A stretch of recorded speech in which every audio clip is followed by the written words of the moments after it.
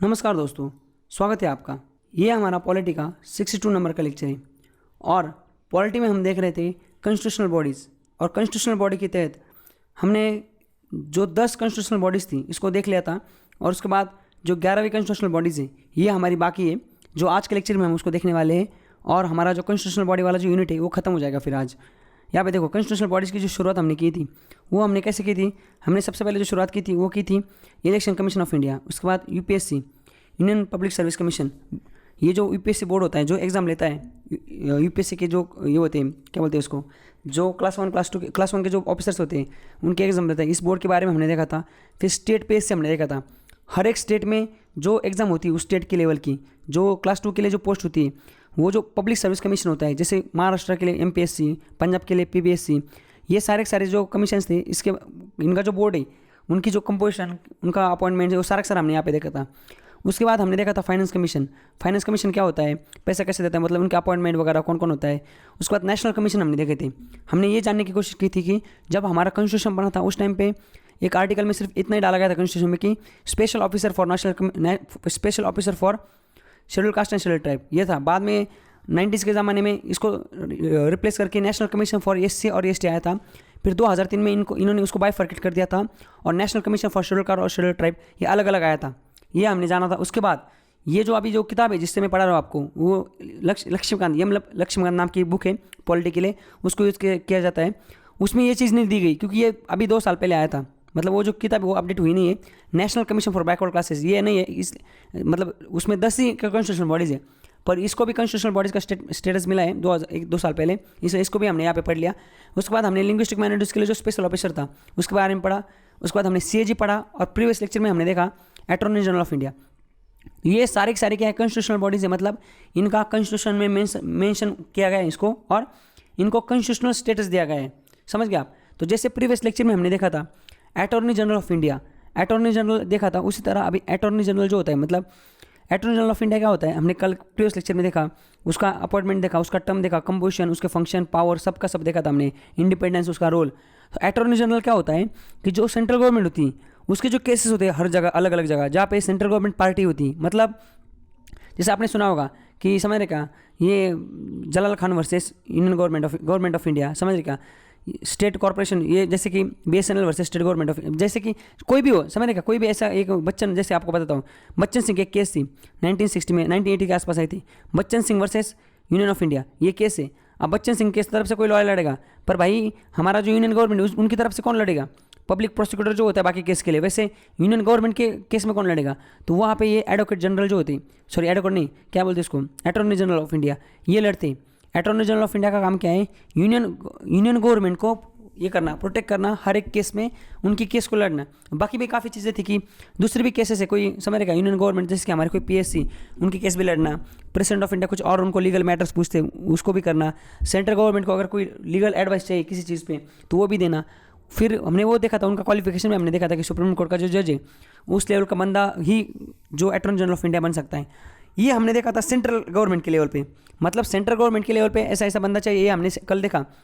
पर भाई साहब स्टेट में भी तो होता होगा ना, स्टेट में भी स्टेट गवर्नमेंट है, सेंट्रल गवर्नमेंट पे जैसे वो चाहिए वैसे स्टेट में भी तो स्टेट गवर्नमेंट है। तो स्टेट गवर्नमेंट की जो जहाँ स्टेट गवर्नमेंट पार्टी, मतलब जो केस चलती है उसमें स्टेट गवर्नमेंट भी इन्वॉल्व है, तो उस स्टेट गवर्नमेंट के लिए उनका केस लड़ने के लिए कौन होता है, आप समझ गए। अभी मैं इसलिए आपको बता रहा था attorney general of India central government के केसेस लड़ता है सारे के सारा, मतलब अटॉर्नी जनरल क्या है, हाईएस्ट ये लॉ ऑफिसर है हमारे देश में। क्वेश्चन वो भी बताया था मैंने प्रीवियस लेक्चर में आपको कि अगर क्वेश्चन आता है कि हमारे देश में हाईएस्ट लॉ ऑफिसर कौन है, तो अटॉर्नी जनरल जो है हमारे देश के, वो हमारे देश में हाईएस्ट लॉ ऑफिसर है। तो उसी तरह जो सेंट्रल गवर्नमेंट के केसेस वगैरह सारी चीज़ें वो अटॉर्नी जनरल देखते हैं। बट स्टेट में कौन होता है, फिर स्टेट में ऐसे स्टेट के सारे जो केसेस है उसको कौन लड़ता है स्टेट गवर्नमेंट के बिहाफ पे, तो वो लड़ता है एडवोकेट जनरल ऑफ स्टेट। समझ गया अभी। तो अटॉर्नी जनरल ऑफ इंडिया और एडवोकेट जनरल ऑफ स्टेट ये दोनों एक लेवल पे हो, जैसे वो सेंट्रल गवर्नमेंट के लिए वैसे ये स्टेट गवर्नमेंट के लिए। जैसे यूपीएससी सेंट्रल गवर्नमेंट के लिए है, एमपीएससी स्टेट गवर्नमेंट के लिए, मतलब स्टेट पीएससी, उसी तरह अटॉर्नी जनरल सेंट्रल गवर्नमेंट के केस लड़ते हैं उसी पैमाने पे, मतलब समझ गए ना आप। मतलब पावर इनको थोड़ी अलग होगी, बाकी चीज़ें होगी, पर जो स्ट्रक्चर है वो सेम है। सेंट्रल गवर्नमेंट के लिए जो मतलब जो लीगल चीज़ें जो देखता है वैसे स्टेट गवर्नमेंट के लिए जो लीगल चीज़ देखता है, सेंट्रल गवर्नमेंट के लिए अटॉर्नी जनरल है और स्टेट गवर्नमेंट के लिए एडवोकेट जनरल ऑफ स्टेट है। समझ गए? यहाँ पे नीचे आते हैं, यहाँ पे देखो ये क्या है, एडवोकेट जनरल ऑफ स्टेट। अब एडवोकेट जनरल ऑफ स्टेट जो है यहाँ पे देखो, ये 11 नंबर का चैप्टर है। ये भी क्या है, राज्य के महाधिवक्ता की शक्तियाँ और कार्य, मतलब वही एडवोकेट जनरल ऑफ स्टेट। और ये क्या है, ये कॉन्स्टिट्यूशनल बॉडी है फिलहाल। देखो एडवोकेट जनरल ऑफ स्टेट जो है, ये इस 2 आर्टिकल है, इससे डील करते हैं। सबसे पहले क्या है, एडवोकेट जनरल ऑफ स्टेट में क्या आता है, आर्टिकल 165 आता है, और उसके बाद आर्टिकल 177 ये आता है कि right of advocate general as respect the house of state legislature and its committee. जो एडवोकेट जनरल होते हैं इनके जो राइट्स हैं वो क्या है, वो हमें देखने हैं। समझ गए? तो आर्टिकल 165 एंड आर्टिकल 77 ये डील करते हैं एडवोकेट जनरल ऑफ स्टेट्स से रिलेटेड। समझ गए? इसको देखना है। अब ये चैप्टर को समझने के लिए हमने इस चैप्टर को एक्चुअली 11 नंबर का चैप्टर है। इस चैप्टर को समझने के लिए हमने इस चैप्टर को 2 पार्ट में डिवाइड किया था। इस सबसे पहले क्या था, यहाँ पे 3 पार्ट में actually advocate general of state क्या होते हैं। सबसे पहले हमें ये समझना पड़ेगा कि ये जो एडवोकेट जनरल ऑफ स्टेट है, जिसके बारे में अभी मैंने थोड़ा ऊपर आपको एक बेसिक आइडिया दे दिया, ये कौन होते हैं ये हमें देखना है। उसके बाद हमें ये देखना है इनकी अपॉइंटमेंट कैसे की जाती है, इनके टर्म कितने काल की होती है। तीसरी चीज़ हमें देखनी है इनकी ड्यूटीज़ क्या होती है और इनके फंक्शन क्या होते हैं। समझ गए आप? तो एक एक देखते हैं। यहाँ पे देखो सबसे पहले advocate general of state. Advocate general of state जो है वो क्या है, यहाँ पे देखो आर्टिकल 165 जो है यहाँ पे लिखा हुआ है। आर्टिकल 165 प्रोवाइड करता है एक office advocate general of state. हमारे कॉन्स्टिट्यूशन में, हमारे कॉन्स्टिट्यूशन के आर्टिकल 165 में ये लिखा हुआ है कि हमारे देश में जितने भी स्टेट हैं उस स्टेट में एक एडवोकेट जनरल ऑफ स्टेट होगा। समझ गए? ये हाईएस्ट लॉ ऑफिसर है इन state. Attorney general of India जैसे हाईएस्ट लॉ ऑफिसर होते हैं हमारे पूरे देश में, नेशन में, उसी तरह एडवोकेट जनरल ऑफ स्टेट जो है वो हाईएस्ट लॉ ऑफिसर है हमारे देश के स्टेट में। समझ गए? Thus he correspond to the attorney general of India. तो ये अटॉर्नी जनरल ऑफ इंडिया जो है इनको करस्पॉन्ड करते हैं। समझ गए? यहाँ तक ले रहे। एडवोकेट जनरल ऑफ स्टेट जो है ये जो ऑफिस है ये हमारे कॉन्स्टिट्यूशन में डाला गया है आर्टिकल 165 में। तो ये कंपलसरी हर एक स्टेट में आपको एक advocate general of state appoint करना पड़ेगा। ये हाईएस्ट लॉ ऑफिसर है हमारे किसी भी स्टेट में, और ये अटॉर्नी जनरल ऑफ इंडिया को करस्पॉन्ड करते हैं। यहाँ तक क्लियर है? तो ये था पहला पॉइंट। समझ गए? उसके बाद आगे चलते हैं, ये जानने की कोशिश करते हैं कि इनकी अपॉइंटमेंट कौन करता है, इनका टर्म कितने साल का होता है। अगर बात की जाए एडवोकेट जनरल ऑफ स्टेट की अपॉइंटमेंट और टर्म की, तो देखो यहाँ पे जो एडवोकेट जनरल होते हैं इनको अपॉइंट किया जाता है गवर्नर द्वारा। जैसे कि हमारे देश में फिलहाल 28 स्टेट है, तो 28 स्टेट में जैसे अटॉर्नी जनरल ऑफ इंडिया होते हैं सेंटर में, उसी तरह हर एक स्टेट में हर एक स्टेट गवर्नमेंट की लॉ से रिलेटेड अफेयर्स देखने के लिए एक एडवोकेट जनरल होता है, और उसकी अपॉइंटमेंट उस स्टेट के गवर्नर द्वारा की जाती है। बराबर? यहाँ पे देखो advocate general is appointed by governor. जिस स्टेट में, जैसे महाराष्ट्र में जो एडवोकेट जनरल होंगे उनके अपॉइंटमेंट महाराष्ट्र के गवर्नमेंट करते हैं। अब ये देखिए, ये जब मैंने स्लाइड बनाई थी ना, ये उस टाइम पे ये थे, अभी फिलहाल ये नहीं, ये अभी इनको भगा दिया है बाद में। ये उस टाइम पे एडवोकेट जनरल मतलब इनको अपॉइंट किया गया था। जो फडणवीस जो थे पहले महाराष्ट्र के गवर्नमेंट चीफ मिनिस्टर जो थे 2014 से लेकर 2019 तक जो उनकी गवर्नमेंट बनी थी यहाँ पे 5 साल तक, तो जब ये चीफ मिनिस्टर थे उस टाइम पे जो गवर्नर थे उन्होंने इनको बनाया था advocate general of India, advocate general of state Maharashtra के। और ये गवर्नमेंट के जो फडणवीस के जो सारे ऑफिस थे उनकी सरकार के, उनको डील करते थे ये। समझ गए? पर बाद में इन पे कंट्रोवर्सी हुई थी थोड़ी, इन पे कुछ आरोप लगे थे फिर इनको कि ये, समझ गए क्या, इनको झोल करके अपॉइंटमेंट किए गई थी, ऐसा कुछ आरोप लगा था, बाद में इनको भगा दिया था। तो यहाँ पे आइए, तो अपॉइंटमेंट जो एडवोकेट जनरल जो है इनकी अपॉइंटमेंट स्टेट के जो गवर्नर होते हैं उनके द्वारा की जाती है। और कौन सा बंदा, मतलब कौन सा ऐसा पर्सन है जिसको ही आप as a advocate general of state appoint कर सकते हो, मतलब क्वालिफिकेशन क्या है एडवोकेट जनरल ऑफ स्टेट बनने के लिए। तो देखो क्वालिफिकेशन एक तो क्या है, वो जो बंदा है जो एडवोकेट जनरल बनना चाहता है वो एक तो क्वालिफाइड होनी चाहिए हाई कोर्ट के जज बनने के लिए। समझ गए? हाई कोर्ट का जज बनने के लिए वो क्वालिफाइड होने चाहिए। और हाई कोर्ट का जज क्वालिफाई होने के लिए क्या करना चाहिए आपको? देखो आपको 3 चीज़ें करनी चाहिए, यहाँ पे लिखी हुई है।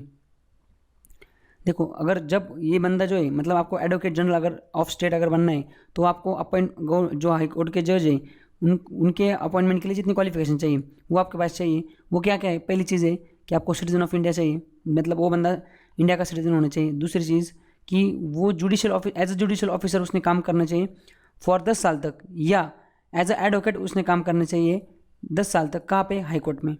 किसी भी हाई कोर्ट में वो एज ए एडवोकेट 10 साल तक उसने काम किया होना चाहिए, या 10 साल तक उसने जुडिशियल ऑफिस में काम करना चाहिए, मतलब काम किया होना चाहिए, और वो इंडिया का सिटीजन होना चाहिए। अगर ऐसी 3 कंडीशन फुलफिल होती है तभी वो बंदा जज बन सकता है हाई कोर्ट का, समझ गए, मतलब क्वालिफाई होने हो सकता है हाई कोर्ट के जज बनने की, उसकी मतलब समझ रहेगा बात, जो उसकी जो ये क्या बोलते हैं क्वालिफिकेशन, वो हो सकता है, वो हाई कोर्ट का जज बन सकता है। और उसी टाइप का बंदा, मतलब हाई कोर्ट का जज बना हुआ नहीं, इतने हाई कोर्ट के जज बनने के लिए जो बंदा क्वालिफाई, वही बंदा यहाँ पे गवर्नर बन सकता है, सॉरी गवर्नर द्वारा अपॉइंट किया जा सकता है एडवोकेट जनरल ऑफ स्टेट, समझ गए। जैसे कि आपको बताता हूँ, जो यूपीएससी के एग्जाम है, यूपीएससी के एग्जाम के लिए क्वालिफिकेशन क्या चाहिए, आप ग्रेजुएट चाहिए किसी भी फील्ड में, मतलब एक तो आपके पास डिग्री चाहिए bachelor of art, bachelor of commerce, bachelor of science मतलब बीएससी भी समझ, या बैचलर ऑफ इंजीनियरिंग, समझ गए, कोई भी बैचलर डिग्री आपके पास चाहिए, तब आप क्या कर सकते हो, आप यूपीएससी के एग्जाम दे सकते हो। तो अगर कल कोई और ऐसी पोस्ट गवर्नमेंट बनाती और वहाँ पे बोलती गवर्नमेंट क्या कि वो बंदा क्या होना चाहिए, person must be qualified to be, आपको मतलब समझ रहेगा पेपर, वो यूपीएससी का एग्जाम देने के पात्र होने चाहिए।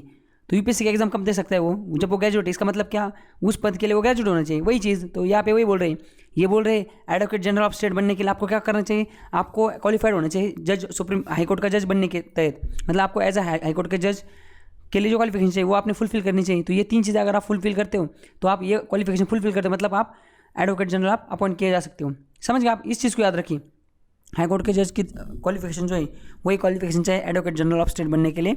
और इनको अपॉइंटमेंट कौन करते हैं, जो गवर्नर ऑफ स्टेट वो करते हैं। यहाँ पे देखो, advocate general of state is appointed by governor, यहाँ पे सही है। The term of office of advocate general is fix by constitution, not fix by, जो टर्म होती है कितने साल तक ये काम करेंगे, ये कॉन्स्टिट्यूशन द्वारा फिक्स नहीं किया जाता। इनको अगर रिजाइन करना है तो ये रिजाइन करते हैं, सेम चीज़ देखो, अटॉर्नी जनरल ऑफ इंडिया जो थे वही सेम चीज़ें यहाँ पे, बस ये स्टेट लेवल पे और वो सेंट्रल लेवल पे। अगर इनको रिज़ाइन करना है तो ये रिज़ाइन कब करते हैं, जब गवर्नमेंट रिप्लेस हो जाती है, गवर्नमेंट चेंज हो जाती है, तो अपने आप जब नई गवर्नमेंट आती है तो ये रिज़ाइन करते थे, और फिर नए गवर्नर क्या करते हैं, नए attorney general of advocate general of state appoint करते हैं। इनको रिमूव कैसे किया जाता है अपने पद से, देखो इनको अपने पद से रिमूव करने के लिए ऐसे कोई खास कॉन्स्टिट्यूशन में प्रोविजन डाले गए नहीं, समझ रहे क्या, प्रोसीजर और ग्राउंड्स ऐसे कुछ डाले नहीं इनको हटाने के लिए पद से। ये प्लेजर ऑफ गवर्नर काम करते हैं, जैसे अटॉर्नी जनरल सेंटर में प्रेजर ऑफ सेंट्रल गवर्नमेंट काम, मतलब प्रेजर ऑफ प्रेसिडेंट काम करते हैं, उसी तरह ये यहाँ पे प्रेजर ऑफ गवर्नर काम करते हैं, मतलब इनको गवर्नर द्वारा कभी भी किसी भी टाइम हटाया जा सकता है। और गवर्नर किसके एड एंड एडवाइस पे काम करते हैं, काउंसिल ऑफ मिनिस्टर, मतलब जैसे अटॉर्नी जनरल है उनको सेंट्रल गवर्नमेंट की जो काउंसिल ऑफ मिनिस्टर है वो प्रेसिडेंट को बोल के कभी भी हटा सकते थे, उसी तरह स्टेट लेवल पे जो काउंसिल ऑफ मिनिस्टर है वो गवर्नर को बोल के इनको कभी भी अपने पद से हटा सकते हैं, एडवोकेट जनरल ऑफ स्टेट को, समझ गए। इनकी सैलरी क्या है, सैलरी कॉन्स्टिट्यूशन में फिक्स लिखा, मतलब इनकी सैलरी के बारे में कॉन्स्टिट्यूशन में कुछ फिक्स लिखा नहीं है। इनके जो सैलरी मतलब रिम्यूनरेशन, इनको जो पैसे दिए जाते हैं वो गवर्नर डिटरमिन करते हैं, गवर्नमेंट डिसाइड करते हैं कितना पैसे देना है, मतलब वो फिक्स करते हैं, समझ गए। तो वापस एक बार रिवाइज करते हैं थोड़ा, जिस पे क्वेश्चन आ सकता है। एडवोकेट जनरल जो होते हैं वो स्टेट में क्या हाईएस्ट लॉ ऑफिसर है, ये आर्टिकल 65 इनके बारे में बताता है। इनको जो अपॉइंटमेंट की जाती है वो गवर्नर द्वारा की जाती है। इनकी जो क्वालिफिकेशन वो हाईकोर्ट के जज की जितनी क्वालिफिकेशन होती है उतनी क्वालिफिकेशन की होनी चाहिए, समझ रहे। इनकी जो टर्म है वो कॉन्स्टिट्यूशन में फिक्स नहीं है, ये गवर्नर के एड एंड गवर्नर के प्लेजर पे काम करते, गवर्नर को कभी भी हटा सकते हैं। और इनका जो सर्विस टेन्योर जो है वो भी गवर्नर, मतलब सर्विस टेन्योर नहीं बोल सकते, इनको अगर रिजाइन करना है तो वो गवर्नर को करते हैं।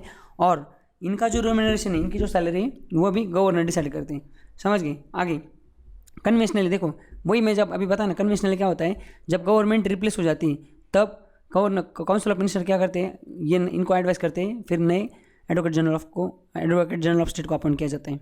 अब ये तो हमने देख लिया सारा सारा कंपोजिशन। अब हम ये देखते हैं कि इनकी अपॉइंटमेंट कैसे की जाती है, इनकी ड्यूटीज़ और फंक्शन क्या क्या है। जो एडवोकेट जनरल ऑफ स्टेट है इनकी ड्यूटीज़ और फंक्शन क्या क्या है, यहाँ पे देखिए। As the chief law officer of the government in the state, ये क्या होते हैं, chief law officer of government के चीफ लॉ ऑफिसर होते हैं किसी भी स्टेट में। And the duties of advocate general include following, क्या क्या, to give advice to government of the state upon the such legal matters which are referred to him by governor. Governor के द्वारा कोई भी मैटर है वो अगर इनको बताया जाता है कि इस मैटर पे आपको गवर्नमेंट को सलाह देनी, तो ये क्या करते हैं, गवर्नमेंट को उस मैटर पे सलाह देते हैं। ये पहला फंक्शन हो गया इनका। दूसरा फंक्शन है to perform such other duties of legal character that assign to him by governor. कुछ अगर लीगल ड्यूटीज़ है, लीगल कैरेक्टर की कुछ ड्यूटीज़ है, अगर गवर्नर वो ड्यूटीज़ इनको असाइन करते हैं तो वो काम भी इनको करना पड़ता है, वो ड्यूटीज़ इनको परफॉर्म करनी पड़ती है। ये दूसरा काम था। तीसरा काम क्या है, to discharge the function conferred on him by constitution और any other law.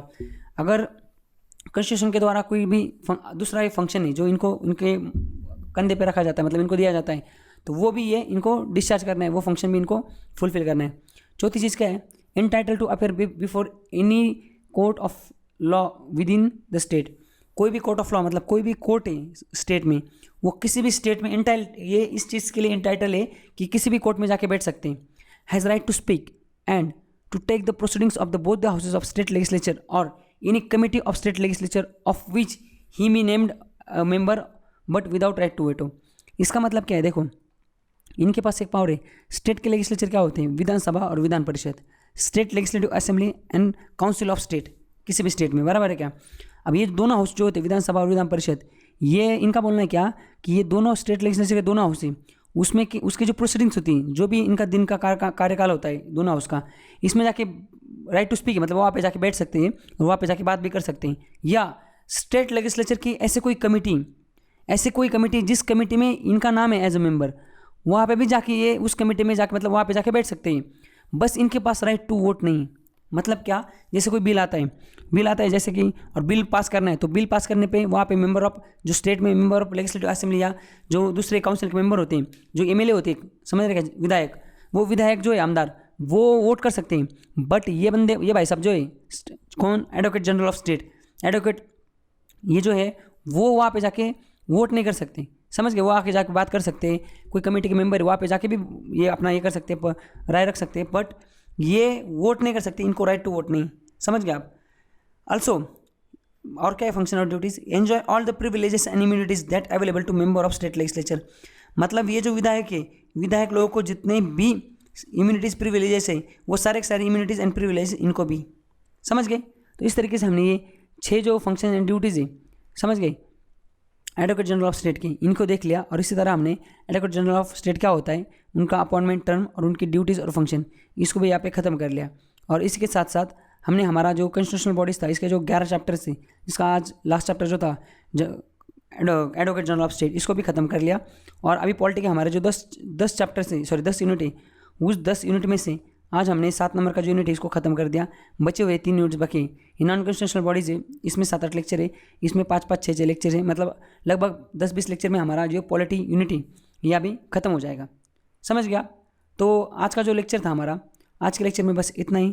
Thank you so much and enjoy.